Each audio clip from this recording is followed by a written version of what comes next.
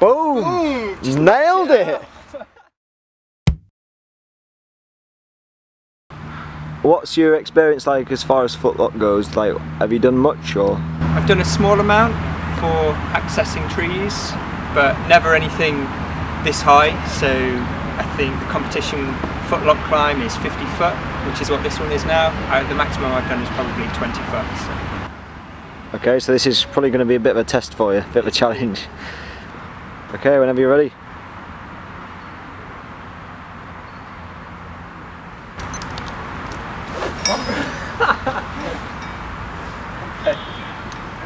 Okay, we'll let you restart that one. Edit that one out. See, I don't know where to work. Okay.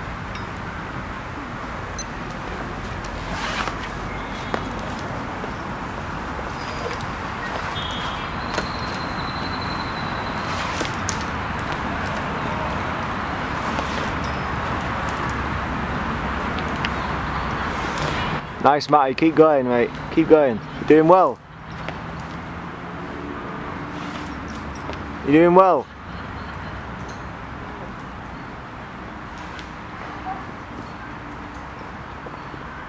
Keep going, bro. Keep going. So get a good lock, good solid lock. Make sure you make those locks. That's it, a solid lock. Keep going.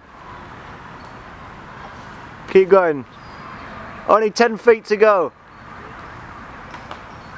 Go on, Matt, keep going before the camera runs out of battery. Keep going, you're nearly there, buddy. One more, one more.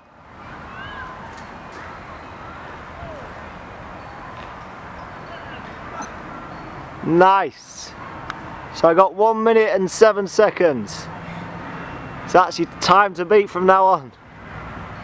Got a lot of respect for the guys that can do it in 15 seconds. The most intense 1 minute 10 seconds I've ever had. It's just hard yard. You got to put in the hard yards to become like half decent at it. And once, I mean, once you get your technique down,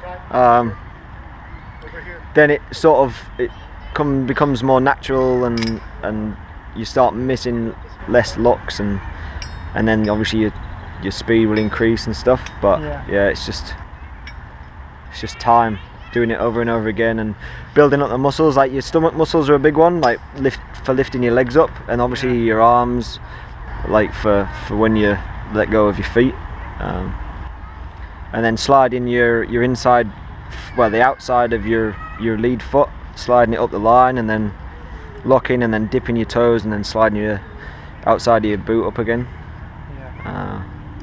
But yeah, just practice. It's good. I've got nice to work on. Yeah. Practice. Okay, attempt number 2.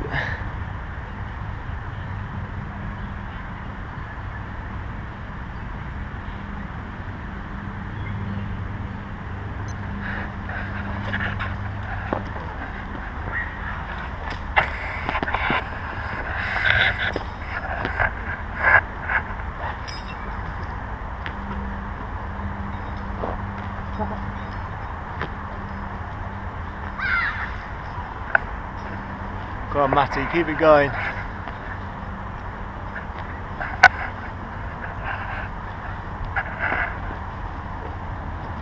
Keep going, dude, keep going.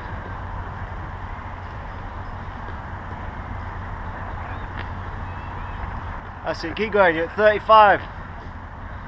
Keep going, you're smashing your last time.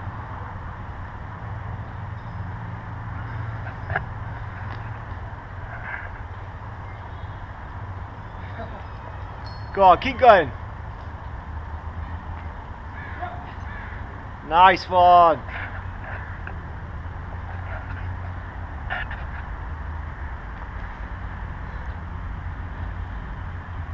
$55.64. Let's shave 12 seconds off there, Matt.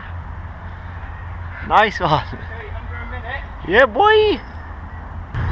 So when you're about to start, have your lead leg like as high as you can, and then when you push off with the foot that's still on the ground, like sort of jump and spring, and then tuck your legs as high up as you can, like underneath your bum, so you get like the best possible start. So like and really pull yourself up with your arms as well. So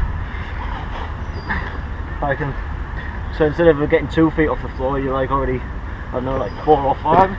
Sure. So it is June the 10th, Tuesday evening. We've brought Matt down here for a bit of footlock training, also with my man Tiger Divine from Arborist Collective. Tiger? Hi, thanks Dan.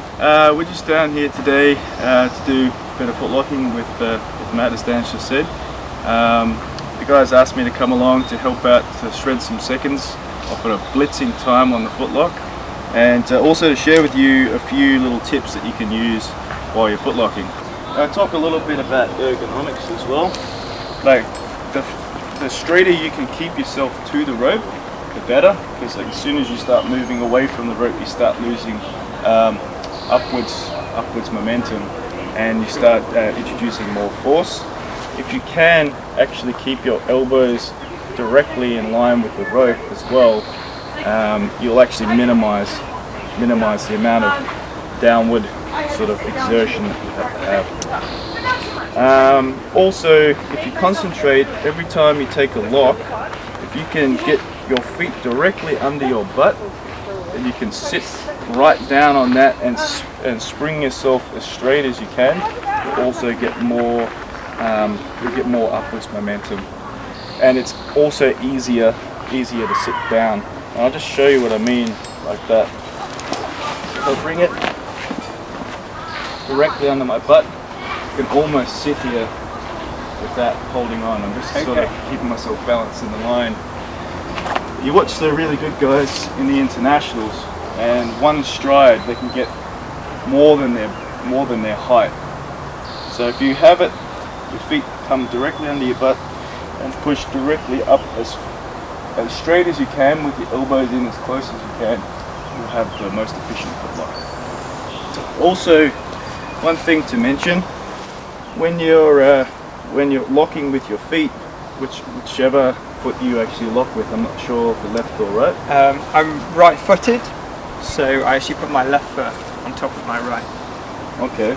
Well, I'm left, so I'm the other way around, but it's the same principle. So if you stroke the rope alongside your foot and concentrate on that position every time, and then when you go to actually release, if you point your toe, it'll come cleanly off your foot, and then continue to stroke your foot alongside that rope.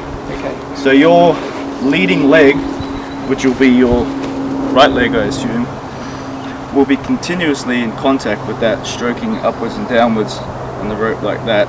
Then you always know where it is. If it flicks out, then you can grab it back in again. So point your toes and then rub alongside in that sweet spot where you're locking. There's also another tip as well. If you struggle making a lock with your particular boots or whatever, you can actually flatten your foot out to give yourself some more surface area, and I'll just demonstrate that. So I can lock like that instead of on the top of my shoe like that.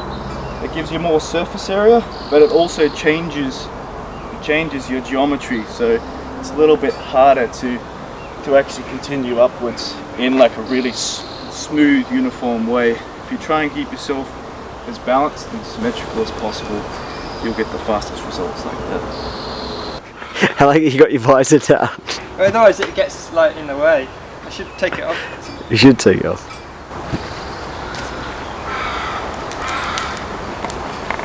Yes! Good smooth strokes, man. Nice. Perfect. Sure this is like your third time for looking, or?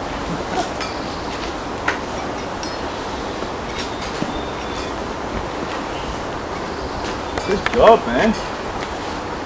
Keep pushing. Bring those legs up. That's it.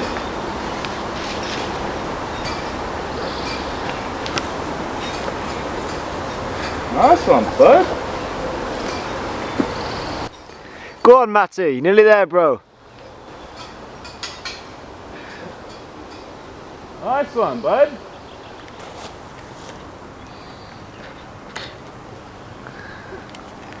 Nice one, Matty. Cheers, brother. Transitioning from your locks, like you'll waste a bit of energy there, but that all comes with time and practice. But you want to release the full extension and then like keep going. So also we've got a bit of tape here. You're allowed 3 bits of tape around the rope, not excessive amounts, just 1 wrap around the 2. Basically that'll allow you to get 2 solid locks in to build your momentum and your rhythm. It's sanctioned in ISA and the ISA rulebook, so it's allowed, and it's good for practice also. And one thing you should always do before you go up, set your prusik and just lean into it, make sure the prusik's going to hold your weight. But naturally, you just want to loosen it off just a little bit, so that when you're pushing it up, it's going to glide nice and smooth.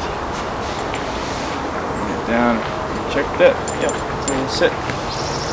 Nice. I clip my little beaner in here.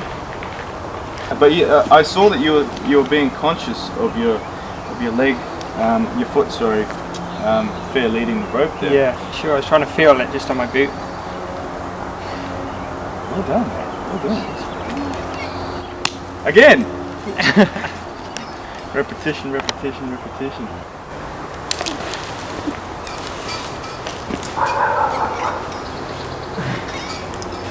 You're right, mate. Keep going, Matty. Yeah, it's good recovery. Just keep it nice and smooth. That's it, big long locks. Nice, mate.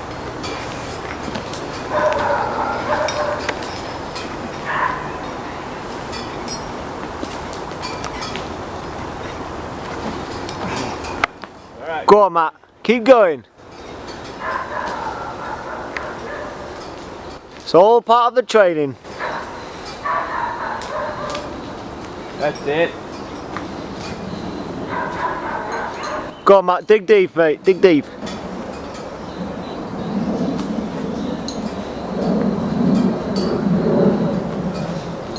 Couple more, mate. Make them count. Go on, Matt. That's it. Keep going. Keep going, bro.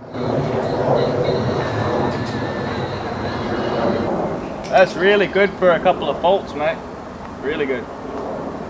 What did I get, Tiger? You got 59.41. Good recovery. Thanks, Tiger. Yeah, I struggled with that one. I missed a couple of locks and just had to refocus, and I cracked on and still got under a minute, so getting there.